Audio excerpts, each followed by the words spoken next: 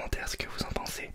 J'ai acheté deux lumières au-dessus, justement, qui sont attachées au bureau, et donc les lumières s'orientent vers moi, et avec une teinte assez blanchâtre. Et je rajoute du coup mes lumières actuelles que j'utilise, celle-ci, à côté. Donc dites-moi ce que vous en pensez. Voilà, comme ça j'ai une teinte blanche, blanche chaude, couleur chaude, et une teinte blanche, couleur froide. D'ailleurs je peux même inverser, si l'on veut. Je peux inverser, regardez. Hop. On va éteindre. Voilà, couleur chaude à ma gauche et couleur froide à ma droite. Qu'est-ce que vous en pensez? Et ça peut être une ambiance assez sympa. Je peux même faire ceci. Oh là là, il y a plein de possibilités qui s'offrent à moi. Ce soir, ce n'est pas pour vous présenter non plus les lumières, c'est pour démonter ceci. Oh, j'aime beaucoup la lumière comme ça, j'aime beaucoup. C'est pour démonter une manette de Nintendo 64. Cette manette n'a pas de fil. C'est une manette qui m'a été prêtée par un ami pour que je la répare, mais malheureusement je n'ai pas de câble pour la réparer, mais je souhaitais quand même la démonter avec vous. Eh bien, commençons. Il me faut du coup la fameuse trousse à outils. La fameuse trousse à outils. La trousse la plus connue dans le domaine de l'ASMR. Bon, j'aime beaucoup, vraiment beaucoup l'effet de lumière comme ça. Là, je viens d'avoir cette idée. Couleur chaude d'un côté et couleur froide de l'autre. J'aime beaucoup. Dites-moi en commentaire ce que vous en pensez. On dirait comme s'il y avait une lune qui m'éclairait, la lune qui reflétait la lumière du soleil sur mon visage. Et comme s'il y avait un lampadaire à ma gauche. J'aime vraiment beaucoup. Et mon arrière-plan est vraiment assombri. C'est presque noir complet. Allez, on va ouvrir ceci.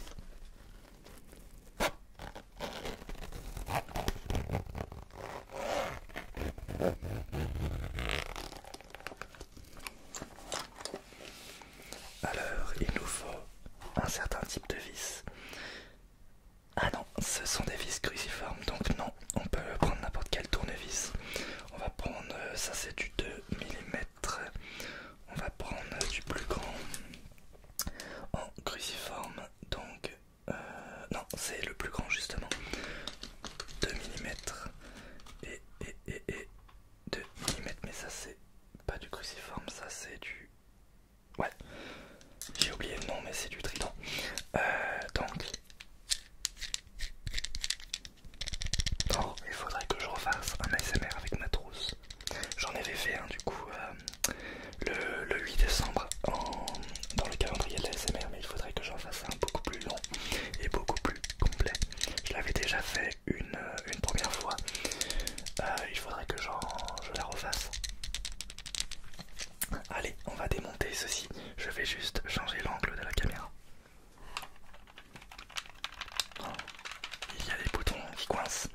En tout cas, nous voici du coup avec cette magnifique manette. Avec mon petit café juste ici. C'est une tasse qui a été offerte par un ami.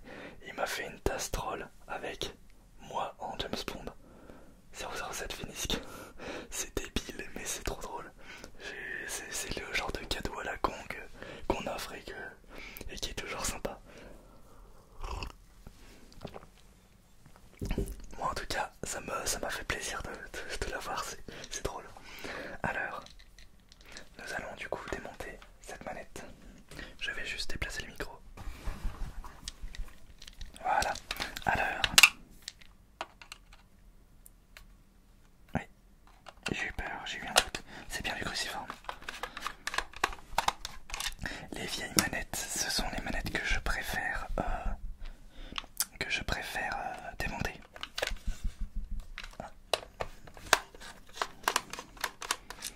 Hop, là. La deuxième. deuxième vis, on va les mettre là.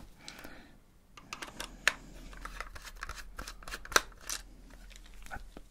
La troisième. J'ai déjà démonté une fois une manette de N64.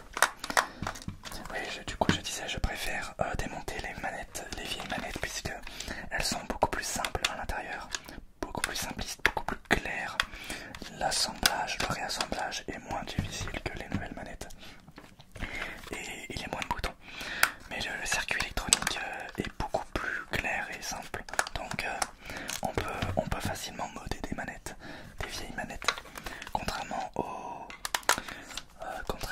manettes un petit peu plus récentes, je dirais que ça se complexifie à partir de la 6ème génération. Non, de la 7ème génération. Donc tout ce qui est Wii, Xbox 360 et PS3, voilà, ça se complexifie à cet endroit-là, je pense.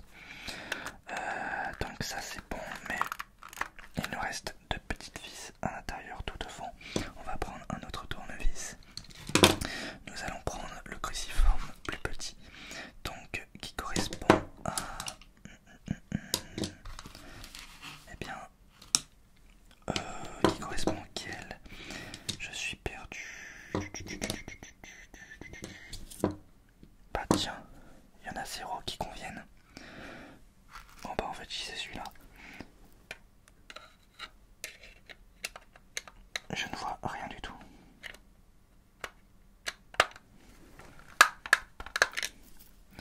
Attendez, je vais déjà tenter d'ouvrir. Ouais, c'est bien ce qui me semblait. Il faut vraiment ouvrir au fond. Est-ce que... Ouais, le tournevis a l'air de... Ah si, c'est bon. Ça y va, c'est le même tournevis. Ça marche bien. Pour des plus petites vis. Et... J'oriente de façon à ce que ce soit en face de la lumière. Voilà.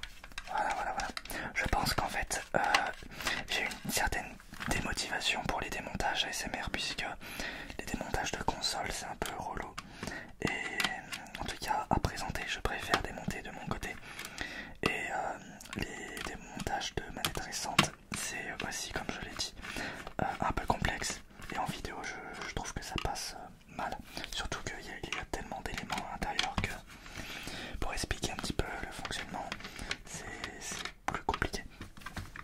Mais là, les vieilles manettes sont quand même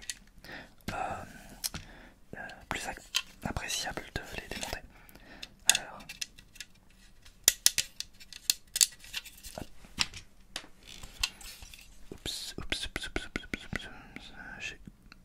j'ai mélangé les vis. Celle-là va là-bas. Voilà. Alors, donc, voici l'intérieur d'une manette de Nintendo 64. Je vais allumer un petit peu plus de lumière. Hop.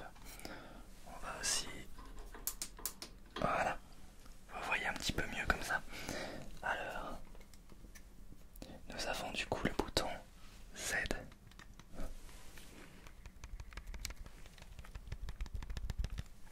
Le bouton Z ici, derrière.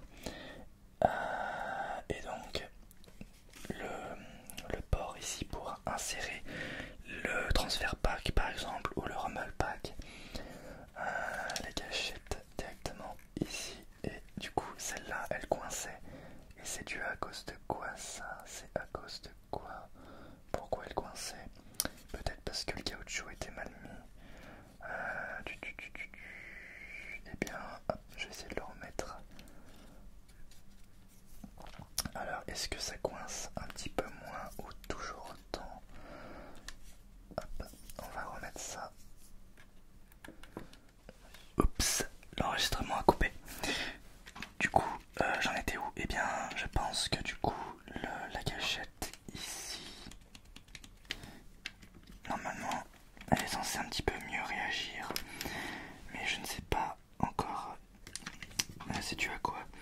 On va essayer de replacer du coup le caoutchouc correctement, un peu mieux que ça. Hop.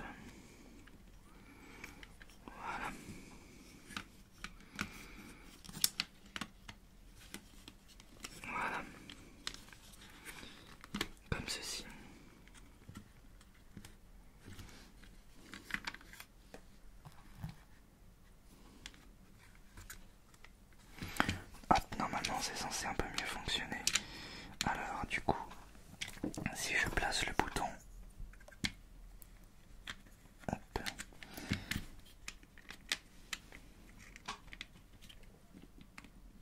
Ah, ça manque. Je comprends où est le souci, ça manque de rigidité.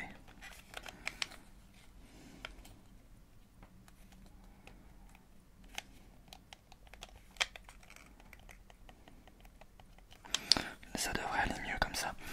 Voilà. Et...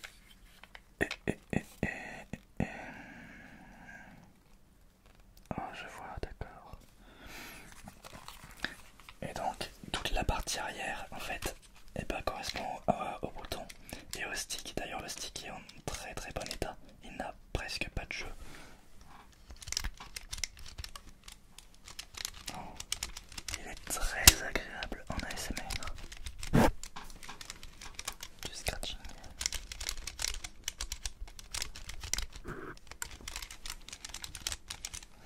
Ok, et donc, ici,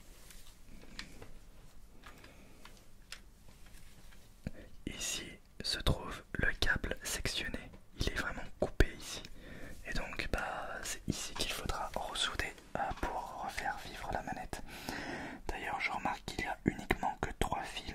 Est-ce que c'est réellement le cas ou est-ce que il a été arraché de force? Je ne sais pas. Mais en tout cas, oui, il faut vraiment remplacer ces câbles. Hop, eh bien, nous allons remonter du coup la manette. On va replacer la coque correctement de la meilleure manière possible. Alors, on va déjà placer ça comme ça.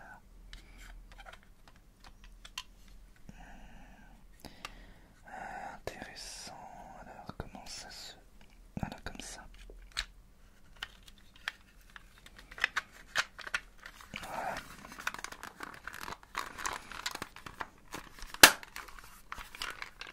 Ah, le bouton L, il réagit beaucoup mieux désormais. Comme on a replacé le caoutchouc. Il ne manque plus qu'à visser. Et je changerai le câble lorsque j'en aurai un. En tout cas, là déjà le bouton L marche. Et ça c'est bien. Alors du coup, on va remonter tout ça avec notre tournevis.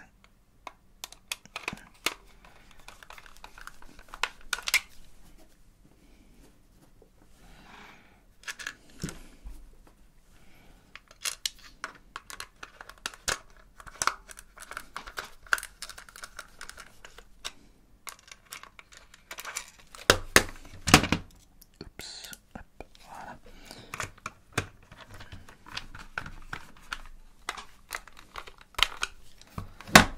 Ensuite, hop, on va remettre les vis ici, ici.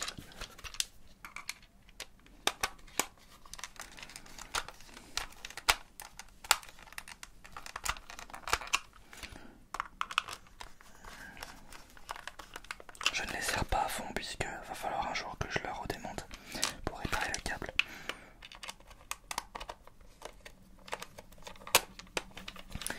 Alors, hop, voilà. Et la dernière vis ici. Et il reste les deux petites vis à mettre vers le transfert pack, enfin vers le port d'extension. Alors, hop, voilà. On va le mettre.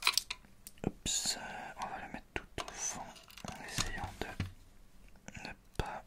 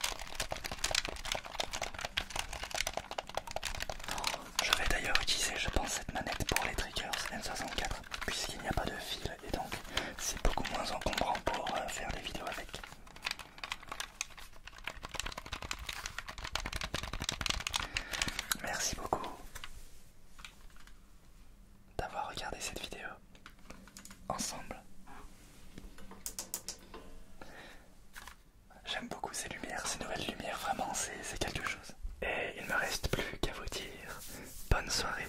À très bientôt.